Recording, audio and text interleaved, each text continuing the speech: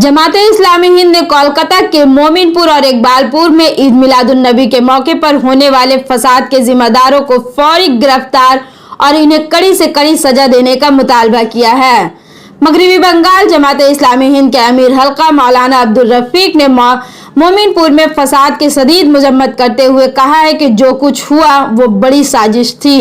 फसाद के लिए पुलिस के किरदार पर भी सवाल उठाते हुए मौलाना अब्दुल रफीक ने कहा कि अगर पुलिस पहले दिन ही ठीक से काम करती तो शायद फसाद ना होता। पुलिस ने ईद मिलादुन्नबी के झंडे को फेंकने वाले को गिरफ्तार करके छोड़ दिया, जिसकी वजह से हंगामा हुआ। पुलिस ने ऐसा क्यों किया, इन तमाम चीजों की भी तहकीकात होनी चाहिए। बंगाल में आरएसएस की बढ़ती हुई ताकतों पर भी तशवीश का इजहार करते हुए मौलाना अब्दुल रफीक ने कहा है कि आरएसएस न सिर्फ बंगाल बल्कि पूरे मुल्क के लिए खतरा है। हुकूमती मैसनरी ने यकीनी तौर पर बंगाल में आरएसएस को पिनपने में मदद की है। मौलाना अब्दुल रफीक ने कहा है कि कांग्रेस, सीपीएम हो या टीएमसी, कोई भी मुसलमानों का दोस्त नहीं है। हमने बंगाल में इन सब की हुकूमत देखी। मुसलमानों को किसी भी जमात पर भरोसा करने के बजाय अल्लाह और इनके रसूल और अपनी जात पर भरोसा करनी चाहिए। नौकरी से ज्यादा तवज्जो कारोबार पर होनी चाहिए, क्योंकि असल तरक्की कारोबार में ही होती है। सबसे बड़ी बात यह है कि मुस्लिम कम्युनिटी को तालीम पर भी खास तवज्जो देने की जरूरत है, ताकि हुकूमत इन्हें नौकरियां देने पर मजबूर हो। जमाते इस्लामी भी इसके लिए मुसलसल काम कर रही है। आइए सुनते हैं पश्चिम बंगाल जमाते इस्लामी हिंद के अमीर हल्का मौलाना अब्दुल रफीक ने क्या कुछ कहा।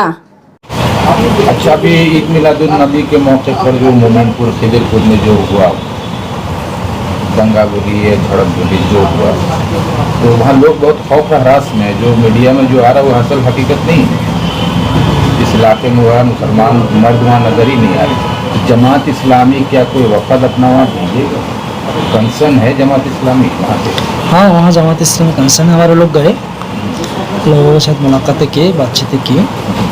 इंशाल्लाह हम और बातचीत करेंगे लोगों के साथ, एडमिनिस्ट्रेशन के लोगों के साथ भी हम इंशाल्लाह बातचीत करेंगे। बातचीत प्राइमरी तौर पर हुआ है और उसकी जो हकीकत है, हकीकत तक हुकूमत पहुँचे, एडमिनिस्ट्रेशन पहुँचे। और जो लोग इसमें मुलविस है, एक अरेस्ट किए थे लेकिन फिर उसको रहा कर दिया, रहा होना नहीं चाहिए, तो वो दोबारा अरेस्ट हो और उनके साथ और जो उसकी पुष्ट में और जो लोग हैं उसको भी हुकूमत खुद के निकाले और उनके कानून के दायरे पर लाए। जमात की डिमांड रहेगा और आपके माध्यम से भी हम हुकूमत को इस सिलसिले में आगाह करना चाहेंगे कि वो इस सिलसिले में किसी को ना छोड़े। जो भी इस सिलसिले में मुलविस है, हालात को ख़राब करने की कोशिश कर रहे हैं, उसको वो सख्ती से निपाटे और कानून के दायरे पर लाए। पुलिस और एडमिनिस्ट्रेशन के रोल से क्या मतलब संतुष्ट हैं? नहीं, ऐसे पुलिस को जो रोल रहा इसमें, शुरू में तो बहुत ख़राब रोल नहीं रहा, वो मेंटेन करने की कोशिश किया, लेकिन अरेस्ट कर छोड़ दिया। ये रोल हमें ठीक नहीं लगा, बल्कि उनको तो छोड़ना नहीं चाहिए था और उसको कानून के दायरे पर लाना चाहिए था, ताकि लोग आइंदा जाके ख़राब काम करने की कोशिश ना करें। उनको एहसास होता कि हम अगर ख़राब काम करेंगे तो हमें अरेस्ट होने के इम्कान है, और अरेस्ट होगा तो कानून के दायरे पर हम आएंगे। लेकिन इस सिलसिले में जो मैसेज आना चाहिए वो मैसेज कुछ नेगेटिव गया, पॉजिटिव मैसेज नहीं गया। दुर्गा पूजा इतना शांति तरीके से मनाया गया, उसी के फौरन बाद ईद मिलादुन्नबी जब होता है तो वहाँ पे पुलिस की मौजूदगी में ये झड़प हो रहा है। अब 45 लोगों की जो अरेस्टिंग की खबर मिल रही है उसमें सिर्फ 18 हिंदू है, बाकी सब मुस्लिम भाई हैं। क्या कहेंगे? ये कहाँ तक ये क्या सोची समझी साजिश है या कोई मुसलमानों को ही दबाने की कोशिश की जा रही है?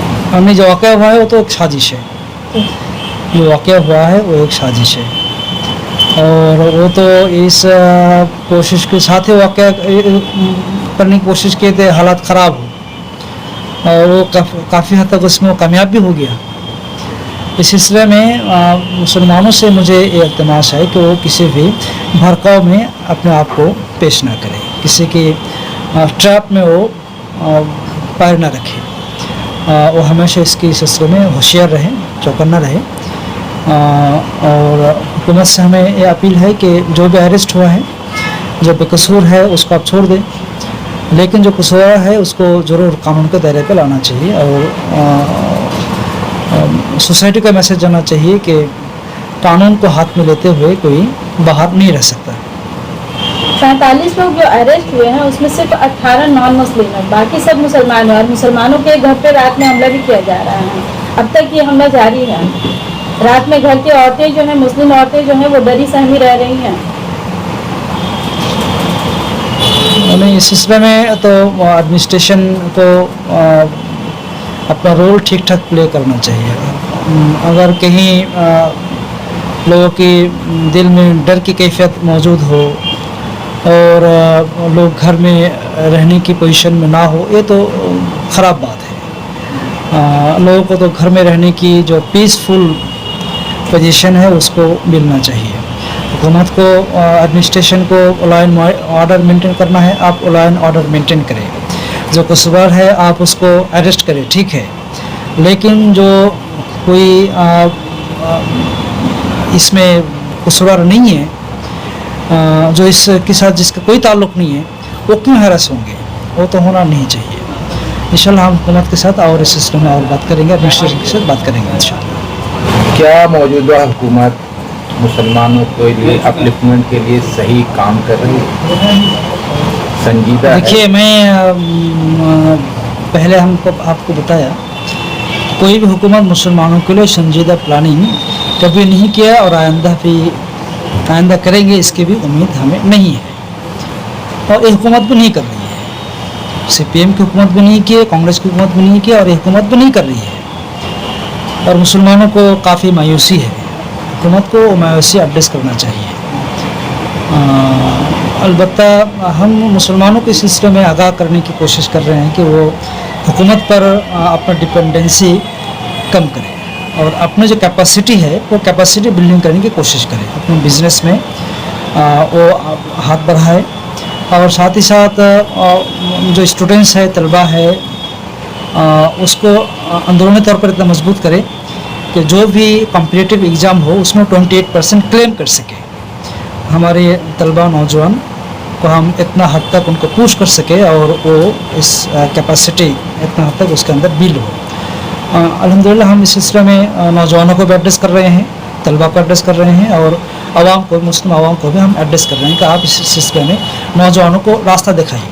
वो रास्ते में अपना वक्त ज़ाया ना करें, पढ़ने के टेबल पे खाता कलम के साथ वो अपना वक्त को गुजारे और कभी भी कोई कंपटीशन एग्ज़ाम हो, कम्पिटिटिव एग्ज़ाम हो तो 28% वो क्लेम करे और उसमें वो उतर के आए और हुकूमत मजबूर हो कि वो उसको नौकरी दे।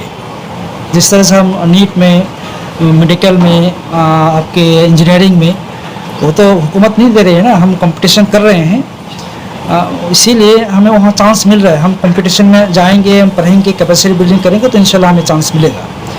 तो कम्युनिटी को अंदरूनी तौर पर ये काम करना चाहिए। जमात इस सिलसिले में कोशिश कर रही है और साथ ही साथ हमें ये भी करना चाहिए, हम कोशिश कर रहे हैं, अगर नौकरी नहीं हुआ तो क्या करेंगे आप? खुदकुशी करेंगे? नहीं, नौकरी नहीं हुआ तो रिजिक की 99% बिजनेस में है। आप बिजनेस को हथियार बनाइए। एक नौकरी आपको मिलेगा तो एक फैमिली आपको चलेगा।